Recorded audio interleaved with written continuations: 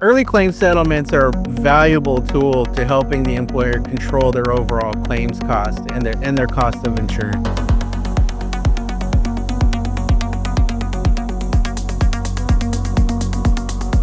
Welcome to the Self-Insurance Podcast brought to you by CRMBC. Today, we're joined by Randy Bugg, Senior Vice President of Pacific Claims Management. Today, we're talking about early claims settlement. Hi, Randy. Welcome back to the podcast. Hi, thank you for having me. It's a pleasure to be here. So today, we're going to talk about the importance of early claims settlement. Give us, first, before we dive in, tell us a little bit about you and your experience in work comp.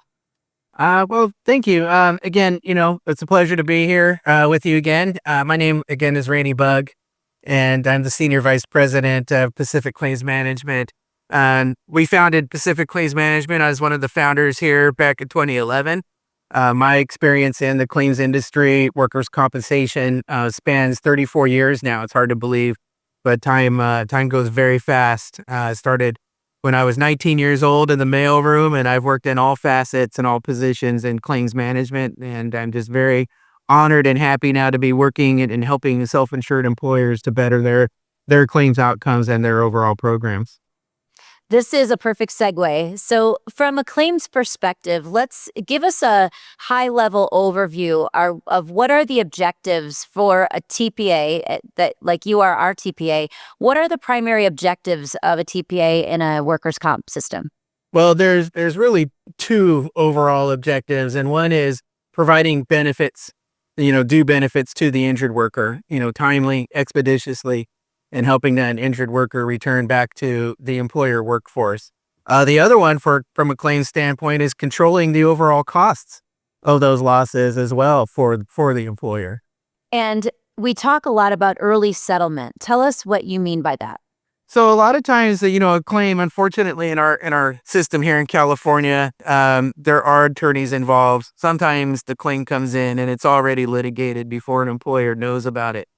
And when we evaluate, the claim and, the complaint, if you will, and its merits, a lot of times it makes sense to try to offer an early settlement, considering how long the claim may stay open and what the costs involved may be in terms of, actual administration of benefits or defense costs and things like that. So you end up really looking at an early settlement as a way of controlling those costs and even a lot of times returning the employee back to the labor market. And I know we talk about that. So what it seems obvious, but let's spell it out. What are the benefits to an employer of early claims resolution? Well, again, it shortens the lifespan, reduces costs, saves on litigation costs, and reduces, sort of the administrative end of it as well for an employer, because they're oftentimes pulled into, a lot of the things that we need as a claims administrator. And so, again, it saves them time and money as well to have the claim off the books. Also, a lot of times, if a claim stays open, the growth from year one to year two in terms of overall cost it's exponential. And so if they could avoid that, of course, that's better for their overall claims experience and better when it comes time to possibly renew or look at the costs of their insurance on an annual basis. And a lot of these things, as far as when a claim is settled, is outside of the hands of the employer, and it's really in the hands of our TPA, our legal panel. But this podcast is really for our members. And so what can a member do to help in this process? Well, that's a great question. I have to think about that one for just a second. But, in terms of what an employer can do, I think it's key to point out that, especially with the CRMBC membership, our staff here reaches out. We discuss every settlement with the member. We discuss the good, the bad, the what's and the whys. So a lot of times the member has that buy-in as a self-insured entity, in that process. And so, at times they may have a valued employee that they want to return quickly. Other times, when it comes to the litigation process, this may be a way to bring some kind of final resolution to everyone involved, the employer and the injured worker in this case. Now, obviously, in our world, we see some claims that settle really quickly. We see some claims that take a year. We see some claims that take many years. What's the difference? I know it's not apples to apples ever, but what are some of the key differences between a claim that gets settled quickly and one that just drags on and on and on? Well, a lot of times one of the big keys is sort of that employer-employee relationship coming into the claims process. Unfortunately, if there are issues in that relationship, a lot of times we'll see, possibly protracted litigation. Sometimes what we'll also look for in terms of the applicant, if you will, because we're talking about litigated claims, and so sometimes we refer to them, the injured worker, as the applicant. We look to see, if there's any motivation for any kind of, secondary gain, if there's any type of, possible, fraudulent, suspicions or, things that may need investigation. Those things can protract the discovery process. And then you get into, of course, needing med legals or QME evaluations that are very time consuming and very costly. And that's where you'll see the claim start to take maybe a year to 2 years to resolve, rather than one that might be able to be resolved immediately. And unless one of our members thinks it's no big deal for a claim to go on and on, tell us a little bit about what happens when a claim drags on. Well, when a claim drags on and on, the costs just pile up. And in fact, we took a look at some of, even CRMBC's own data, some of the members, that we've been working with now for some time. And we see about a 76 growth in the overall costs when a claim is going into year two, and about another 10% after year three. It doesn't really level off until the fourth and fifth year. And at that point, a lot of times the damage is done. And this is something that sometimes it can't be avoided, but more often than not, there are things that we have seen that can avoid it, these protracted out of control claims. One of them that we've talked about quite often is, it seems like it's unrelated, but it's really not, and that's a return to work plan. Can you talk to us a little bit about return to work? Yeah, a good return to work plan really can help. If you can, you have a valued employee, and the last thing that they wanted when they came to work was to be injured. And so if you're able to return them back to the workplace, at the earliest opportunity, it does a couple of things. From a psychological standpoint, it helps us, to feel more productive. For a lot of, and I'll include myself in this, a lot of us, the workplace is a big part of our life, right? And so being a part of that, it's a big part of our identity. And so having that person continuously there in that environment with the employer helps the healing process. It really does. And so those are some of the reasons that I would encourage return to work. But you also have to look at things, kind of the cliche in my industry is case by case basis, right? Because again, I alluded to that employer-employee relationship. Unfortunately, not all relationships are great, just like, not all marriages are great. And so, you really have to evaluate, things and make sure that it's really to a benefit, to bring this person back in. And maybe they need a little bit more time to heal. Maybe they need a little bit more time, or maybe there's other extenuating circumstances. So again, we're a big believer in return to work. It saves on your identity costs. Again, that, has an impact on claims experience. But it should be, something that's looked at with a lot of consideration on both sides. And you gave one side of it, which is the legitimate injured worker that really doesn't want to be injured and stay home. But the unfortunate reality is there is a lot of fraud in work comp. And so we find that having a return to work kind of helps deal with someone who is, just trying to file a claim and collect a check. So tell us about that side of return to work. Well, that's again, why you want to be selective and you want to be very considerate, with your return to work program. We have seen, unfortunately, where, an employee can become or is sort of a poison pill, right? And so what you don't want to do is instill a culture of where workers' comp starts to be looked at as a method for easy gain, right? And so when you say legitimately injured, yes.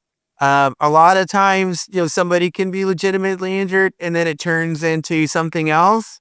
Or sometimes you have, like I say, an employee who may be disgruntled or maybe, filing a claim in retaliation. Those are definitely situations you don't want to reintroduce into, the employer environment prematurely. And now let's talk a little bit about settlements. There's a couple of different ways that we settle work comp claims. Specifically, I want you to give us a high level of the different types of settlement, but then I want you to talk a little bit about CNR settlements and the impact that has on the overall workforce. Sure. Well, there are a couple of different ways, and one is kind of what we've always referred to from a layman's perspective is a future medical claim. And really, what a future medical claim is, it's where we enter into a stipulated award. All settlements have to be approved by a workers' compensation appeals board judge. And so even in an unrepresented case, we can enter into a stipulation where we stipulate that a person may have, a certain level of permanent disability, for example. In exchange, we also leave open their ability to treat into the future according to the medical record at the time. So that's what we call stipulated award with future medical. And that's awarded by a judge. We stipulated the PD. The other method, and really kind of what we're talking about today, is the compromise and release, the CNR. That's the lump sum.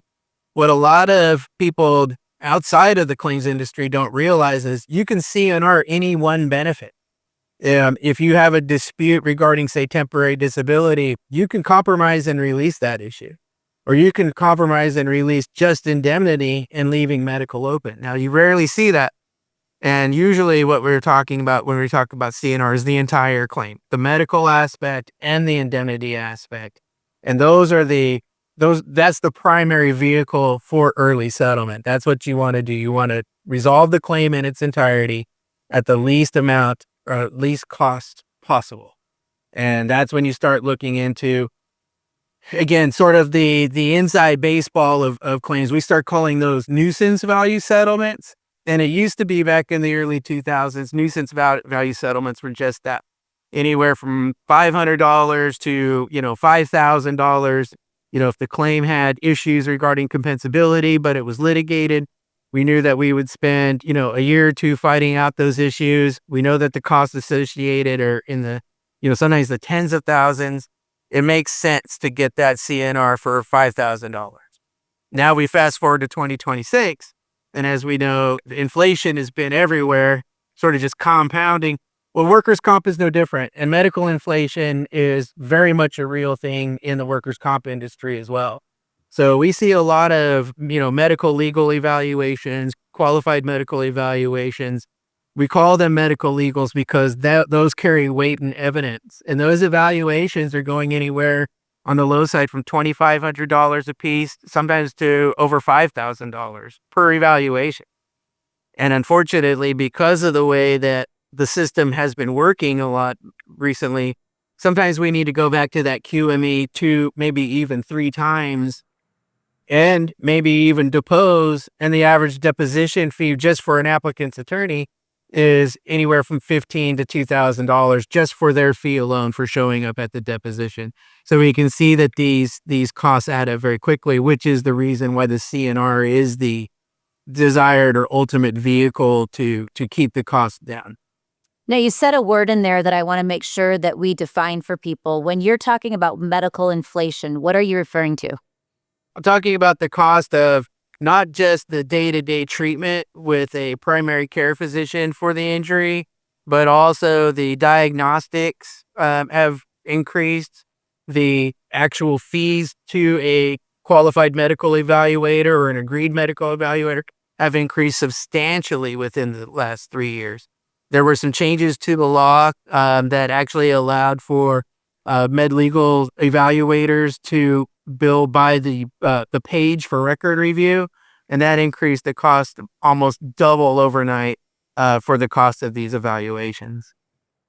And what are the takeaways that you can give to our members and our audience about what can at the restaurant level, what are a couple of things that the restaurant owner, operator, managers can do to help in this fight that we have to keep claims from dragging on? Mm-hmm. The documentation at the onset, of the injury, If there are any, like I say, sort of extenuating circumstances affecting the relationship with the employee, say disciplinary actions, things like that. One of the biggest, most valuable tools, especially within the group membership, has been video of the sort of the back and the front. Because you want to cover all angles as much as possible. That video has been absolutely tremendous. So that would definitely be my recommendation. Also, one of the biggest things for the employer that we experience is understanding the weight of evidence. There's a lot of claims that, a lot of us don't necessarily feel good about. Maybe they were unwitnessed, or maybe, there's just certain things surrounding the claim itself that don't seem right. But we have to be able to prove that in court. And if we're not able to do that, if we don't have that evidence, or maybe there's employers that are being called as witnesses, if we don't have those witnesses lined up, we don't have that evidence, the likelihood that this claim is going to be deemed compensable by a judge is very, very high. And we all maybe feel in our gut that, maybe this didn't happen as it was said to us that the employee is saying. But again, we have to be able to prove that. And so when you're looking at an early settlement opportunity, you really need to take a hard look to say, okay, can I actually prove this in court, this defense maybe, or this feeling that, this is being falsified somehow. It's got to be more than a feeling. Randy, thank you so much for your time. Obviously, we work very closely because you are CRMBC's third-party claims administrator, and I appreciate your time. Before we go, can you give us just a one-sentence summary explaining to employers why it is so important for early claim settlement? Early claim settlements are a valuable tool to helping the employer control their overall claims cost and their cost of insurance. And how about 3 things one of our restaurant operators can do this week to assist you in doing your job? Communicate, consider us a part of your team. We are really here, as an extension of your human resources, at the employer level.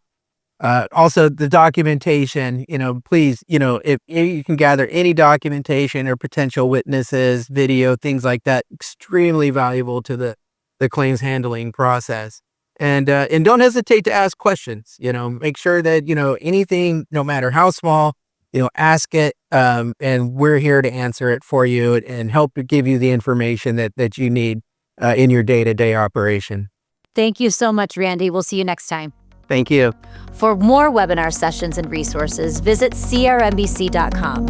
And if you have an idea for a future topic, email us at info@crmbc.com.